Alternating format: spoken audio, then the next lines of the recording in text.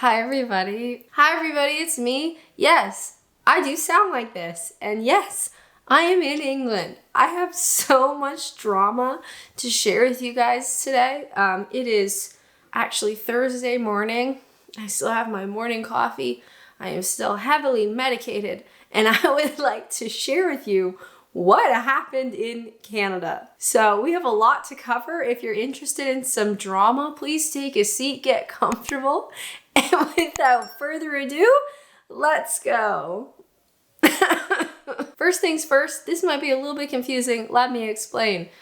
Where do I begin? Today is Thursday morning. I'm gonna film this, have my coffee, edit it for Friday's video for you guys to watch on Friday. However, if you watched Tuesday's video, you would have seen that I had just arrived in Canada.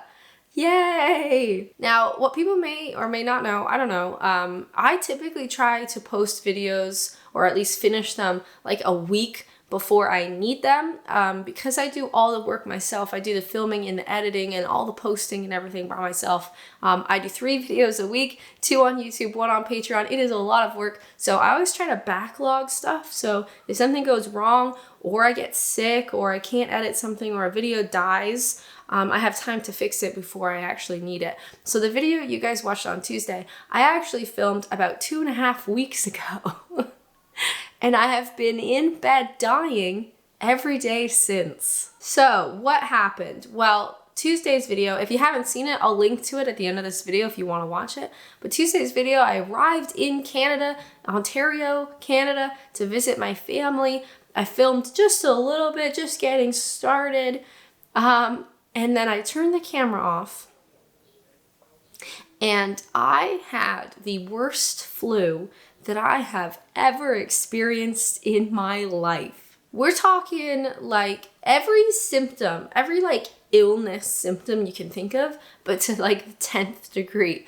So I had a really horrible fever. I sweat through all my clothes, but I had the chills. So my skin was covered in goosebumps, which meant it was physically painful for people to touch my skin. But I was sweating through everything because I was feverish, but I was freezing.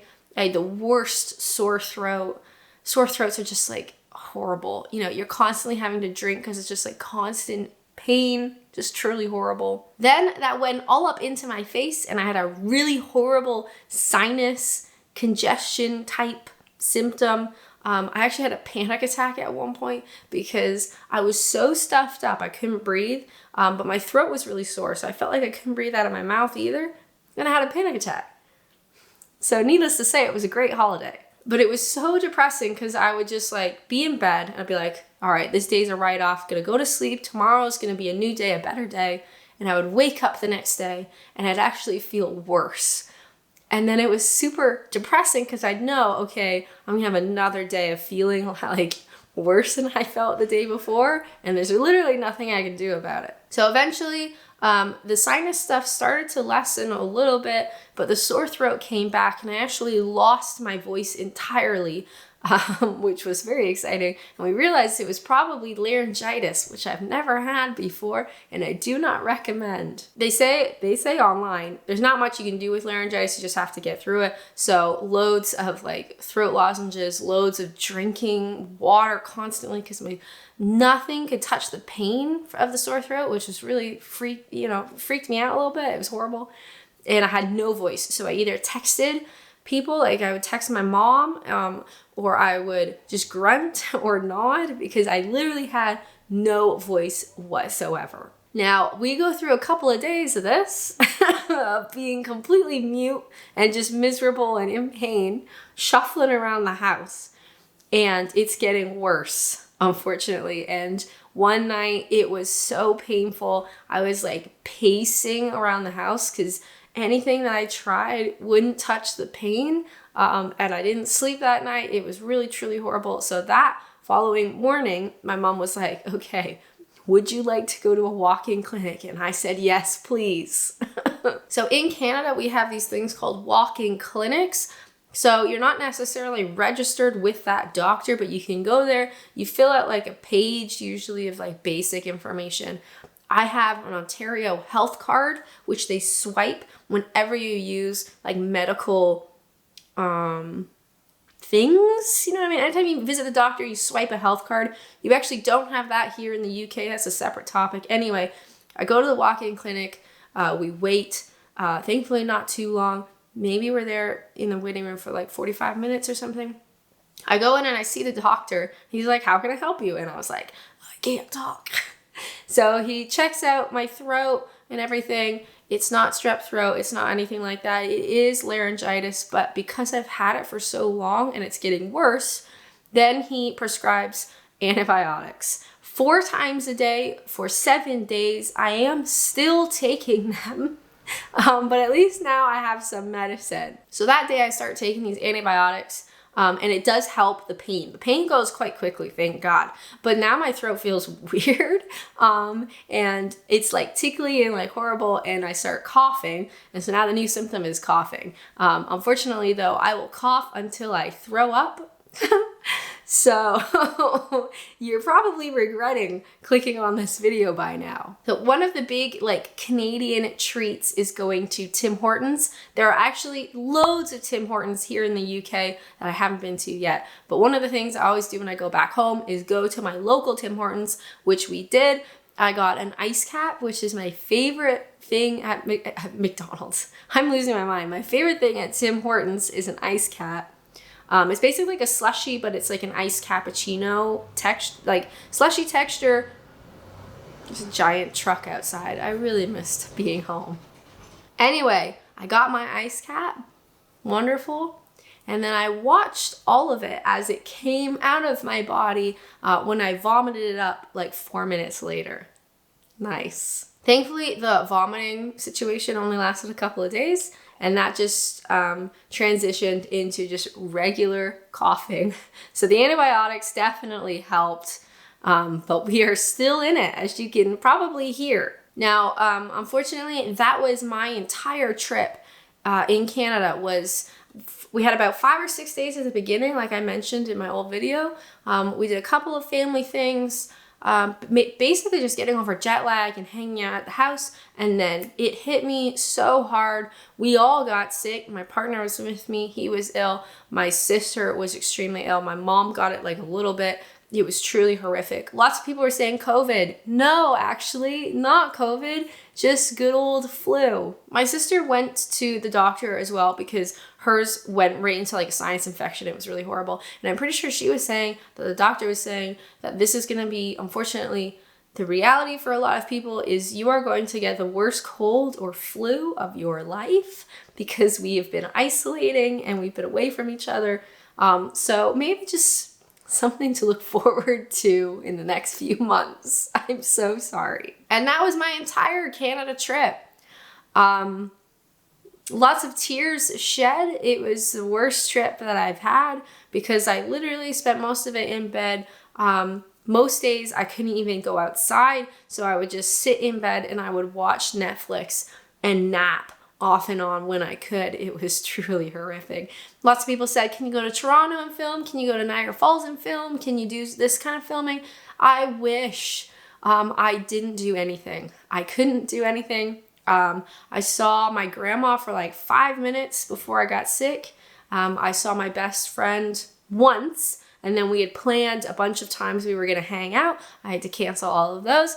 I was even going to see my best friend's mom. Shout out Nina, if you're watching this. I'm so sorry we had to cancel that as well. Everything had to be canceled. And I was absolutely miserable and just truly horrible to be around. But it doesn't end there. So if you'd like to hear a little bit more drama, please stay tuned. Now, the flight home.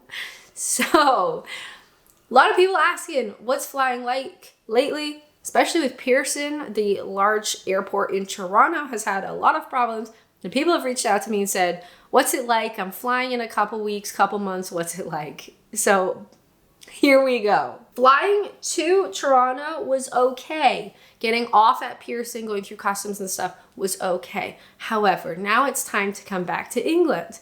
So we arrive at Pearson, I think it was 6:20 p.m. for a 9:20 p.m. flight. We were already checked in, but we just needed to print a tag for our bag. We had one checked bag, so we needed to print the tag, drop the bag, go through security, and then hang out at the gate. And when I say I've never experienced anything like this, I well and truly mean that. So we get there. We go to the little kiosk. We're flying with WestJet. We go through the little kiosk and we're trying to print our bag tag. And it's asking for my visa, which is weird. I've never had that before with any flights. I don't know why WestJet was trying to get that. Anyway, it wouldn't work. So they're like, you need to speak to somebody. So there's two lines. We get in one. It is absolutely massive. And there's only one woman working the counter, but not much you can do. We stand in line for an hour.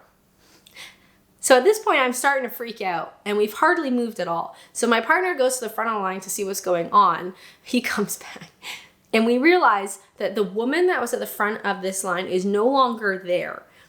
He speaks to the people at the front of the line, and they tell him basically, when they get to the front of the queue, she says she's going on lunch, she'll be an hour, and leaves, and doesn't know if anyone's going to cover her. So we've been standing here. This had been like 15 minutes prior. So we had been standing there with nobody at the front, like nobody's servicing this line. And we still have so much of the line to go.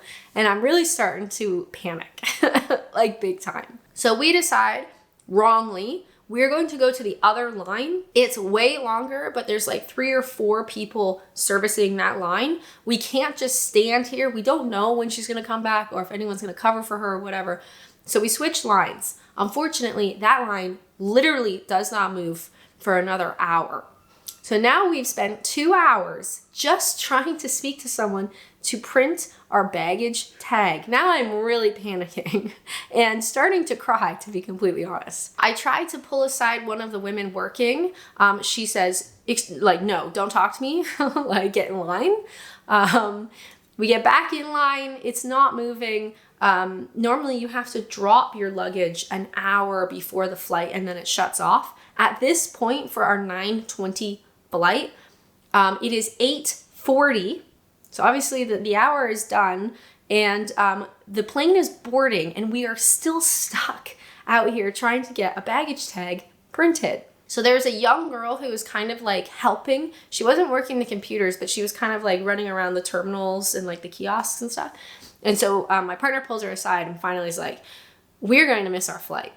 If you do not help us right now, we are going to miss our flight. Please help us. And so finally they pull us to the front of the line to print our one baggage tag. It's now after 9 p.m. for our 9:20 flight. We say, are we even gonna make it? Like, should we drop our bag or should we go home? And she's like, yeah, you'll make it if you run. So we drop our bag finally. We run down to security. Nobody is in security, thank God, because I think everybody's still in line. And we get through security. And of course, the gate that we need is literally the furthest gate I've ever seen. Now, I should also mention, talking to people in the line was so long because there were multiple WestJet flights that were either delayed and people missed their connection or were straight up canceled. So there's loads of people in the line that were trying to rebook a flight. And obviously that takes a really long time. So rather than having like one queue for people like rebooking flights, because obviously they got nowhere to go, and having another queue for people that are trying to make their flight, we were all in it together. So one person dealing with like the agent might take a half an hour because they're trying to find a new flight for them or get them compensation into a hotel, all that kind of stuff. But we're in the same line as these people, so it took just forever. So it's after 9 o'clock. We run to our gate. And when I say run, I mean I haven't run that hard in a long time. I pulled all the muscles in my legs, absolutely covered in sweat. In the Pearson Airport, you still have to wear a mask. So we are running masked with our backpacks, with one carry-on wheelie thingy, running through the airport like I've never run. We get to the terminal, like we get to the gate rather.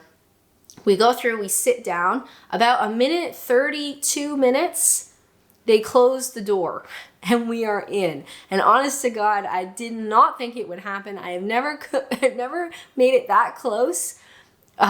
Truly an experience. So now we are on the plane, covered in sweat, absolutely disgusting. But we're on the plane, which I really didn't think was gonna happen. Now the flight itself was fine. Ends up being about 6 hours and 15 minutes, I think, going from Toronto to London, which is shorter, wonderful. Flight was pretty much fine. We land at Gatwick. We sit on the tarmac for about 45 minutes because our gate wasn't ready. That was really frustrating, especially at the end of the flight. You're like, let's just get out of here. Now, can you guess what happened to our suitcase?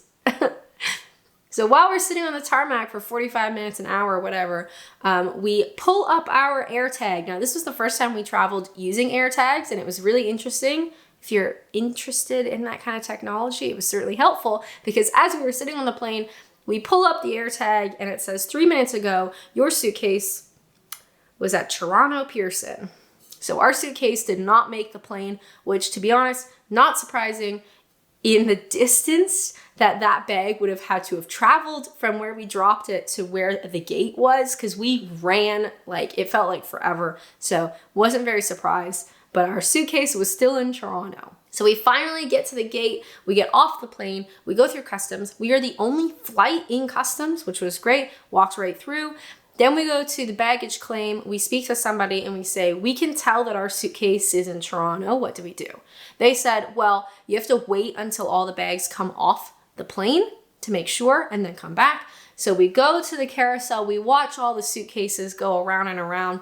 Ours is not there. We go back to them, we fill out a baggage like report or whatever, and they say when it arrives, as early as Thursday, they will ship it to our home address. Annoyingly, this was the first time that I've traveled without an address tag on the suitcase. We ended up traveling with an old bag and it didn't have our new flat address. I've just never updated it, so I just took it off and I never updated it and put it back on. So of course, the one time we lose our bag is the time that I don't have that stupid address tag on it. But today is Thursday morning. You can check the baggage report on your phone, which is pretty cool. And it shows that it is in Gatwick, that they have it, and they are going to deliver it possibly today. At the time of filming, we don't have it yet, but maybe later this afternoon, which would be extremely, I would be so impressed if that happened because I really thought it was gone forever. And as it stands right now, I sound like this. I'm still on antibiotics. Naturally, my stomach is completely messed up from the antibiotics, so I'm also on probiotics. And I still have this happening, and I have a cough, and now I am coughing up blood. Nice. I'm not too concerned about the blood because I've been coughing so much that my throat is probably ripped to shreds.